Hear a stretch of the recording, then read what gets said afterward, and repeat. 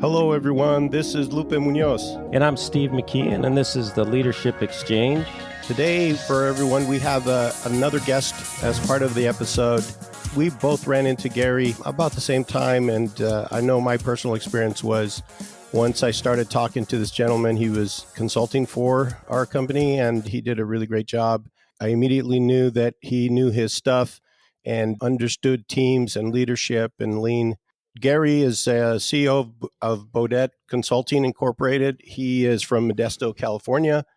He's really into lean manufacturing. Also has done consulting, is a curriculum design expert, and an executive coach. He is a Six Sigma Master Black Belt, and he's developed some operational excellence training, which we think was very relevant to what we talk about. It's my pleasure to introduce Gary into the episode. We're going to talk about high performance work teams. We think he's going to add a fantastic perspective. So, Gary, welcome to the show, and we'd love to have you start us off with a story that you think might be relevant to the topic of high performance work teams. All right. Well, thanks for having me, fellas. Appreciate it. This is a fun story. I was in Stanislaus County. I was doing business consulting. So they wanted to see how I could get productivity up. This is in a small production environment. It was in a lab where they're doing micro propagation. If you could picture it, there's about 10 different people. So let's say 10 ladies. They all had a workstation, and their goal was to produce 60 cups. So in each cup, there's 25 small trees that they micro propagated, but each individual had to produce 60 cups. When I came in, I looked at, just kind of the setup, but I asked how performance was being measured. And they said on an individual level that they would check on each person at the end of the day and see how many cups they finished. Out of the 10 ladies, only one would ever get to the 60 mark. Everyone else was getting below 60. So they asked for my help on it. So I said, okay, let me try something. Let me talk to the group at the end of the day. I have an idea. We got the 10 employees together, and I said, tomorrow, your guys' goal is 600 cups. We're not going to track your individual performance. I don't care if you get 3. I don't care if you get 65. I don't care what it is. As a team, we're going to get 600 cups. How's that sound? They were a little nervous about it at first. Well, so I went in the next day, and at the end of the day, they got over 700 cups. Not only did they get over 700 cups, each person, all 10, got over 60 cups completed for the first time. Well, 9 of them for the first time. And then, of course, the person who did before did it again. But there's some people who were getting 72 cups that, couldn't even get 60 before. Wow. We didn't change the process at all. It was just this, hey, we're one team. We have one scoreboard. This is what we're going to get. That's amazing. I was going to ask you if there's any process changes, but it doesn't sound like there was. So it was just, I guess you could say, a mindset and working together collectively. Yeah, that's a great. Yeah, it wasn't process changes by me. Like, I had ideas, but what it was, someone would get up to get materials instead of them having material handler. Well, now someone would grab theirs and someone else's and help them. So they were naturally eliminating waste. So it's not like I rearranged it into a U-shaped cell or anything. They kind of just naturally started figuring things out once they had that team mentality. Yeah, Gary, that's a great story. And I love the concept of directionally helping people move as a team in that same direction and then let them figure it out. And so, setting up those boundaries for them to work in with the goal clearly defined for the entire team. That just a great example of how you can quickly help teams come together. I guess what I like to do is step back just a little bit and just talk about first time that you heard the term high performance work team and just the evolution in your own professional experience and consulting experience of how that has evolved over time. Yeah, so I worked for a company called Parker Hannifin, and they're a Fortune 100 company, large organization. I didn't know what high performance work teams were, and I think they were called even something else with the S in there before that, and then they became high performance teams. But I was a training director in Modesto, so I got sent to Ohio to corporate training to learn about high performance teams. And so I spent a week learning, getting trained. We had to practice and teach it to other people there. So I got certified. So I had to bring it back to our division in Modesto, California. And so I got trained on it. Then I started developing the corporate level training to help implement it worldwide for our various facilities. So implementing it and then helping with the training content. And then I would go around and kind of fly me around and check up on teams, both that were struggling and then also teams that were doing really well. So I kind of became a consultant, a high performance team consultant within my organization. And Gary, why do you think high performance work teams were so powerful? The company you just referenced, definitely is the lead name when you think about high performance work teams and kind of where that's evolved from. And I guess what did you learn going through your own education and understanding, and then what makes the high performance work team so strong? I think it's things like the story of getting just so much more productive when you're getting people empowered.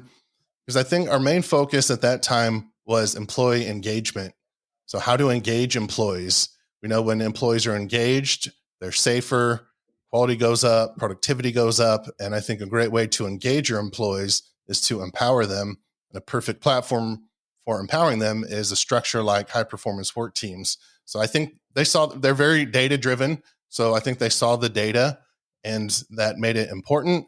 And I think one thing that they did well, it was non-negotiable. Every single employee of Parker Hannifin, 80,000 employees worldwide, you were on a high-performance team, at least one. Your natural team, you were on one. There's no one sitting out. Yeah, that's a great example. And it just talks about the importance of you can't just have these elite groups within an organization that are responsible for, driving improvement. I saw this firsthand with Toyota, where Toyota had, 90% of their workforce engaged daily in continuous improvement. And I can remember asking the person that was our leader that was training us on the production system there, hey, what about the other 10%, kind of the new guy card? The answer was so clear to me once they said it. It's that 10% is people that are either new to the company and need to learn about a high performance work team and what the standard work is within that team, or they've got a new role within the company. And so it's just, I think companies that kind of figure this out and find a way to engage the masses and not the few, really are those great companies that will be around for a long time. Hey, Gary, question around how many people roughly would you estimate leaders have you interacted with within the arena of high performance work teams? What would you say? Estimate? Hundreds. I would say hundreds. What do you see as some of the more common mistakes out there being done, especially maybe even by young leaders or leaders that haven't really dealt with high performance work teams, like the concept, want to maybe even try it? What are the common mistakes that you see that maybe people can avoid? I'll give a simple one and then kind of a bigger problem, but a simple one. So when I would go, I would show up as kind of this consultant role. This is when I'm still working for Parker Hannifin, and they're sending me out to maybe some places that are struggling. Everyone had to have a charter, each team. And what that is, it's simple. It has a purpose statement on there. It has specific team goals for that team. So around safety, quality, morale, productivity. So they all had to have their own goals. And so when I'd get there, I'd have them give me a stack of all their team's charters, copies of them. And I would look through them and I'd separate them into two piles. And I would say, this pile here on my left, these are the teams that I bet are doing pretty well. And I said, on the right, I bet these are the teams that are struggling. I said, correct me if I'm wrong. And I would let the plant manager go, like, how do you know that? How do you do that? I said, because the ones on the left, they all have a date of when they're going to get things done. And these ones on the right, they don't have dates on anything. And it's that simple. So by not putting a date on things, your team members, they don't know how important things are to you. So I would say one is by not prioritizing things and communicating expectations really well. And then the other thing, which we failed at first, and then we learned, was not giving time for the improvements to take place. Someone has a great idea, they're empowered, have a great idea, but sorry, you don't have time. We have production. We got to hit numbers. So never giving employees actually time to implement things, you're going to lose them. They're going to be frustrated and say, why even bother putting myself out there, coming up with this idea if we're never going to work on it? So patience may be another way to describe that from a leadership standpoint. Yeah, it's good. And I would say the environment as well, right? So you're creating that environment for these teams to thrive and work in, and part of that is just time management, putting the time on the table that folks have to work on those continuous improvement activities. Gary, one of the things I wanted to ask you about is just the skill sets that fuel high performance work teams. What is your kind of top list of those skills that a high performance work team must have in order for them to be successful? I'll take a step back because you guys hit on it with the environment being so important. So psychological safety being there. That way people feel free to share their ideas without getting ridiculed. So if that's not there, it doesn't matter what skills you have. I mean, to an extent where if you're just uncomfortable and your morale is down, there's going to be issues. Also, I would say some of the team member skills, I mean, it's good for people to have kind of this continuous improvement mindset, this growth mindset that they could adapt to different things. They can't have we've always done it this way type of mindset. I think that is important. I think having good communication skills is always important. It's good to have people that have strong emotional intelligence, because if there is some conflict, which you guys talked about in your last episode, where it is good to have some healthy conflict, you want to be able to have a professional conversation when you disagree with someone. And critical thinking and problem solving skills. That's one thing. When we train all of our teams, we would make sure that they would have problem solving skills as well, and the tools to be able to at least look at problems. They don't have to solve everything, but we want them to be able to identify waste and use a fishbone and look at some problems that they could potentially help solve. Great insight, Gary. Sticking to the high performance work teams and sort of what lean is, how do you see lean and high performance work teams fitting together? Are they overlapping or are they very separate? How do you see that? Yeah, I think I kind of learned this kind of by chance, where just through my journey of becoming a leader, when I was asked to go learn about high performance teams. And I started learning more about lean manufacturing and going through certificate programs. And then I was asked to start doing some lean training and implementation. And then one day it was an epiphany. It's like, I'm setting up charters with all these high performance teams. I'm helping them set goals. But how are they actually hitting those goals? A productivity goal, a safety goal, a quality goal. And then I was like, aha, lean principles, lean processes, and tools will help them actually achieve these goals. I think a good way is like 5S is a good program to start getting your team together, working together, but then having them identify waste. So it really helps them go from being stuck to unstuck. So stuck on their goals, where it's great, we have a goal up on a board. All right, how are we going to get there? But then using those lean concepts, principles, and tools to help you attain those goals. I think I like the connection there. So the way you describe it, I'm kind of seeing that, hey, high performance work teams is about sort of the mindset and attitude that we have as teams, and then the tools are the method that we use to get to some of those goals that you were referencing, the safety goal, the quality goal, whatever.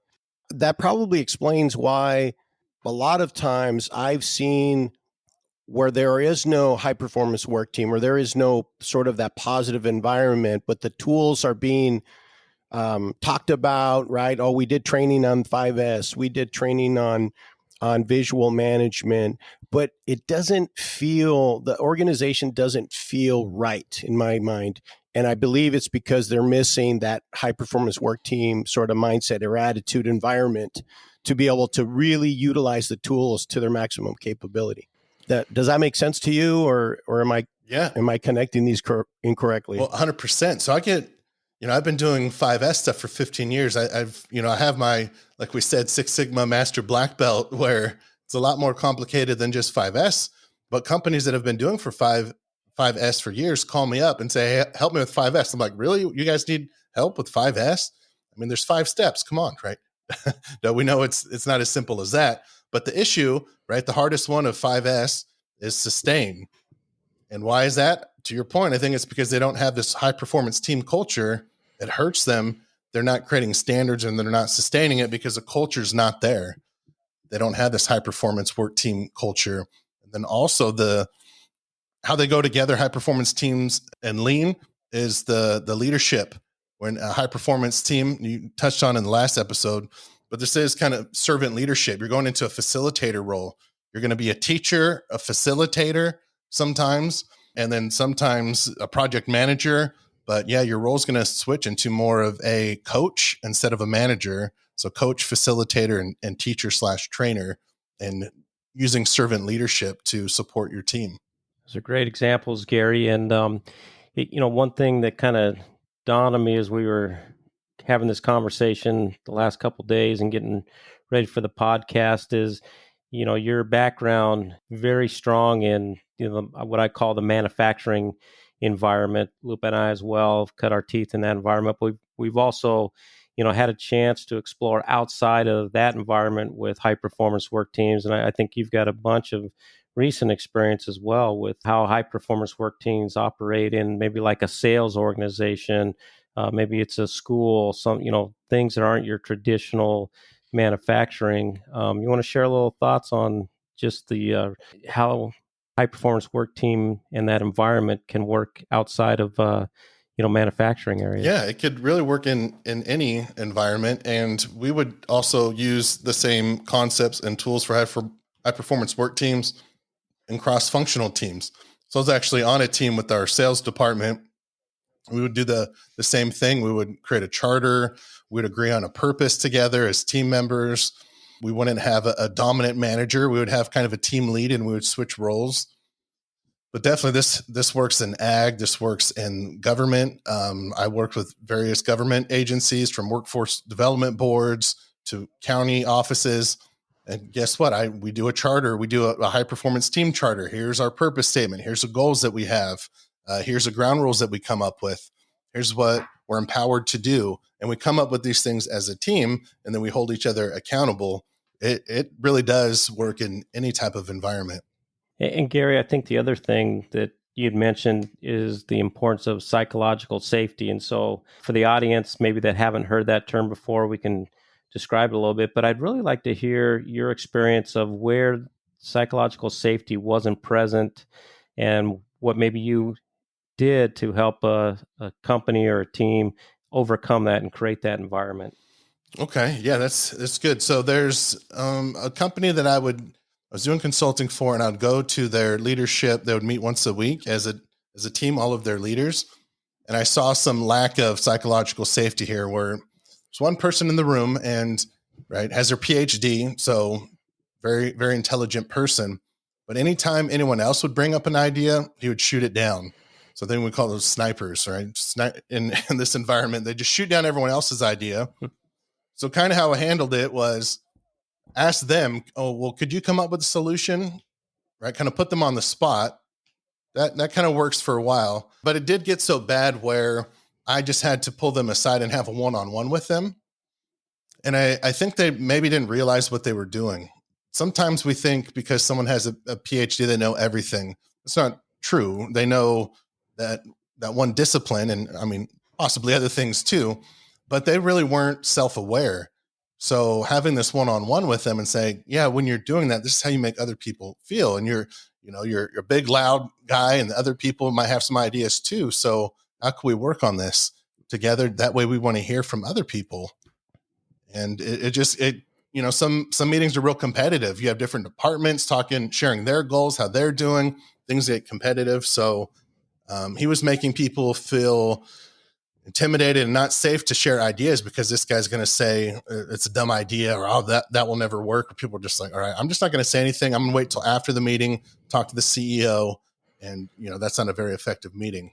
Yeah, that's a great example. And it reminded me of a similar example with a leadership team where anytime someone would bring in not great news to the general manager, he would react in a way that people really became reluctant to share. And as we all know, bad news doesn't get better with time.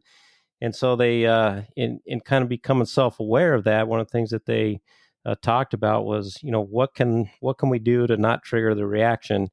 And so outside the office of every executive team member was a red hat that said, "Don't shoot the messenger." And so it was your put the hat on, walk into the room, and share the news, and the expectation that the other person wouldn't overreact. And so it really was kind of their start of creating psychological safety as well.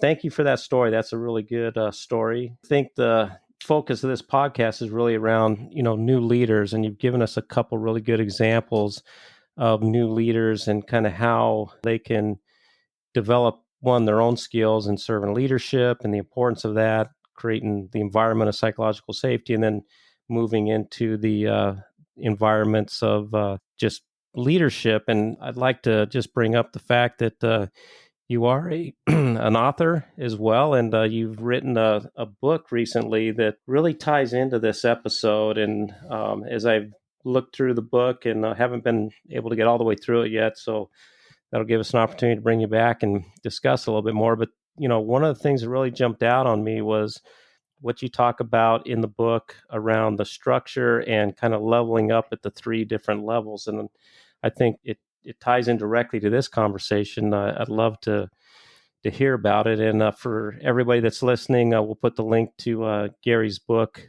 in the show notes. But the book is called Use Soils. Gary, you want to give us maybe a little background on the book, and then, if you can, talk about those three levels? Yeah. The book came through the COVID pandemic, and I was set out on writing it just strictly for operational excellence, but I was able to work with these two different doctors and just learn a bunch and read a bunch of books. And I just like the challenge of applying continuous improvement to all aspects, to all industries. So I was thinking, could someone apply the continuous improvement cycle to themselves? And that's kind of really what gave me the idea. And also coupled that with, if you're going to be a good leader, but if you're not okay yourself, if you're not, doing your best and really have a kind of a self-assessment and looking at your strengths and weaknesses and trying to improve, how could you really, help a team out? Kind of the three levels are self, learning how to continuously improve yourself, and then using the same concepts to improve team, to grow the people around you. And then once you could grow yourself and your team, ultimately what's going to happen is the organization is going to strive. If you have people that are growing other leaders and you have people who are focusing on improving themselves and their team, the business is definitely going to grow. So that's kind of the structure of the book. And I try to put a lot of tools in there. The charter that I was talking about, it's in there. It applies to self, or it applies to team, or you can have an organizational charter. So just try to make it with lots of how to do things, and then also with the tools and concepts right along with it. That's great, Gary. And the thing that really jumped out at me when I took a look at the book and getting through the parts I've been able to get together is you've really talked about things where experts that are providing consultation to others generally focus in one lane, right? So they're focusing on personal development, right? Then maybe they're focusing on, how to develop and structure teams. And then there's another group that's focusing on how to be a good leader. And I like the fact that you connected all three levels together in this book that really kind of talks about the importance, especially for a new leader, is getting your own self-confidence, your own skills together so that you're able to lead a team, and how you can effectively lead a team with high performance work team mindset, and then how that translates to leaders. So if an organization has multiple leaders with that same skill set, great. But I thought the other relevant thing was, it relates directly to your personal life too, right? Doesn't just have to stay in the work environment. So it talks about ways just to be a good leader in your own family, and the things you should think about. So look forward to maybe having you back on to talk a little bit more about the book. And as I mentioned, we'll make sure to link it into the show notes as well, so people can take a look at it in advance. Yeah, it's on Amazon, and it is called Use Soils for Growth: How to Improve Anything in 10 Steps. Man, if I can improve anything in 10 steps, man, I'm gonna definitely buy that book, Gary. Gary, definitely this gets to the top of my list for reading material for if I want to do high performance work teams, like how do I get started? What, this topic is intriguing to me. I want my team to be their best, the whatever it is that they define their best as.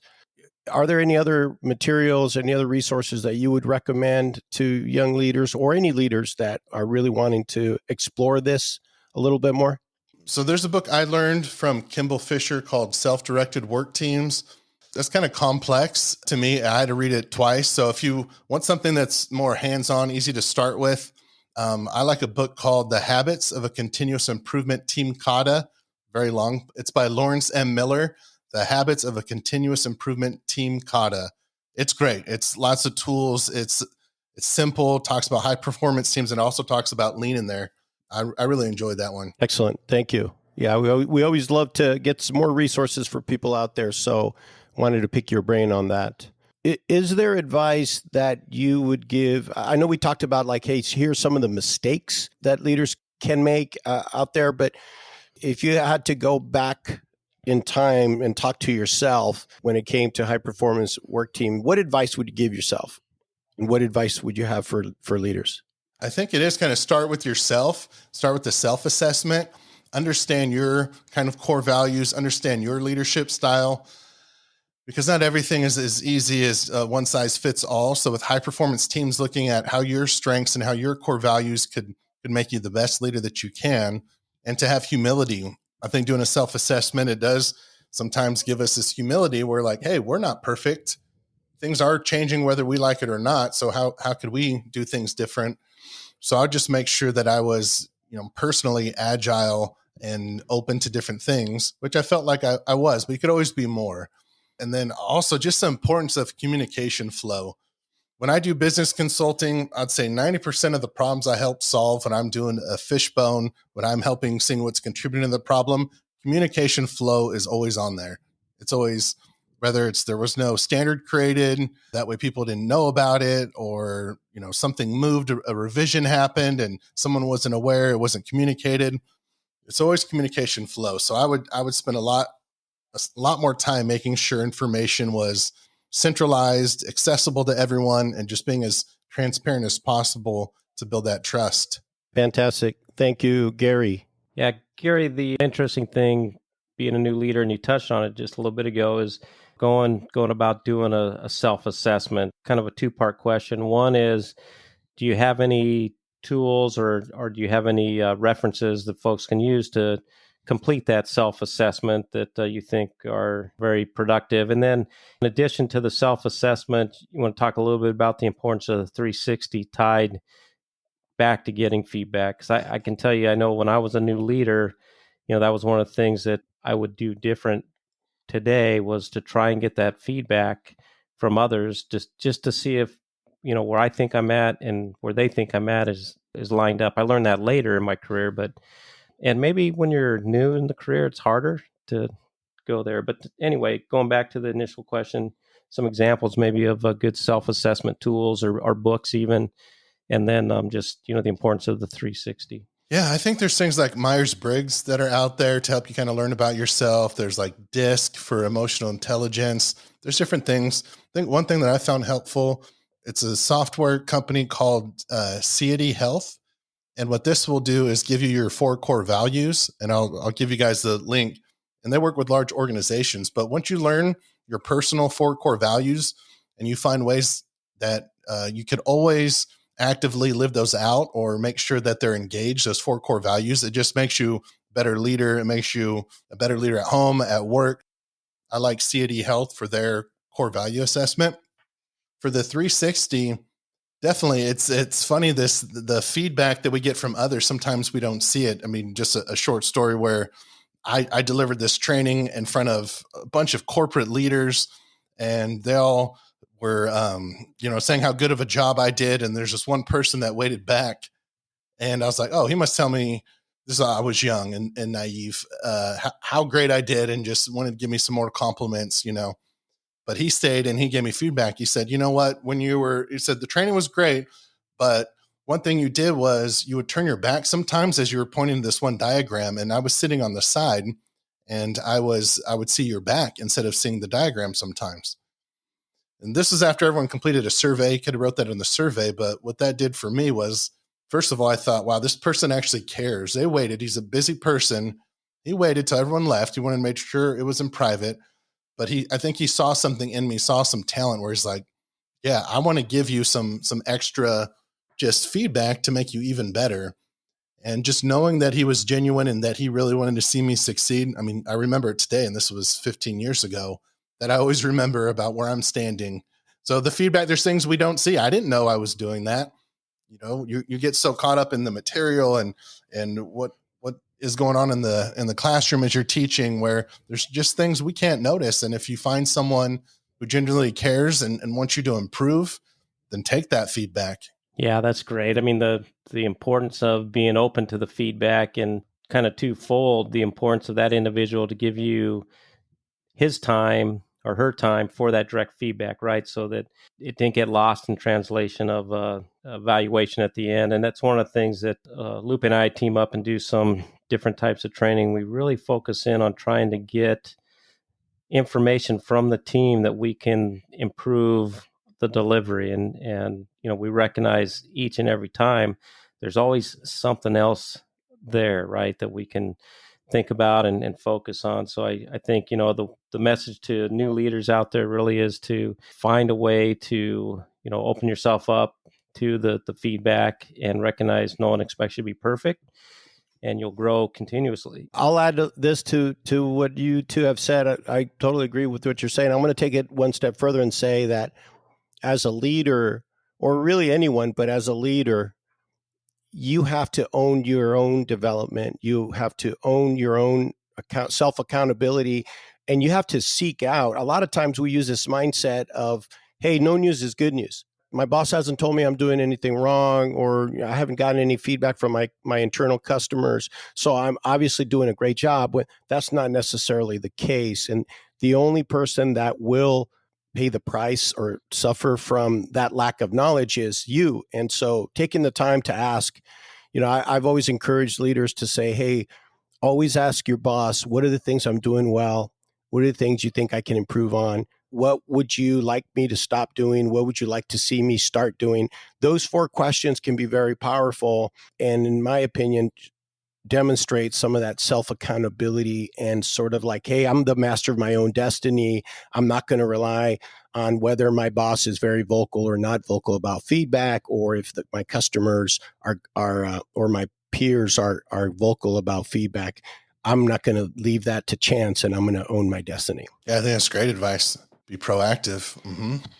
Gary, thank you very much for joining us today on Leadership Exchange. You know, looking forward to staying in contact, finishing the book, just really kind of getting to know a little bit more about your consulting practice and kind of where you see the future in this consulting practice that you've got. And if you could maybe just close out a little bit with your thoughts around the next steps of your career with the consulting and kind of what you're hoping to do next. Well, yeah, first of all, thanks for having me on. Really appreciate it. It's great talking to both of you. It's been a little while since we've caught up, so it's nice to catch up. And I think you guys are doing great things with the podcast. I listen to it, so I'm a subscriber. So lots of good information on there. Things that I'm doing now, I have this passion for making sure that some of the things that we're talking about, high performance team lean, that they're being taught in schools, starting from K through 12 through community colleges. I just feel like the workforce, a lot of kids are coming out of high school or community college or even 4-year colleges, and they don't know about lean manufacturing, high performance teams.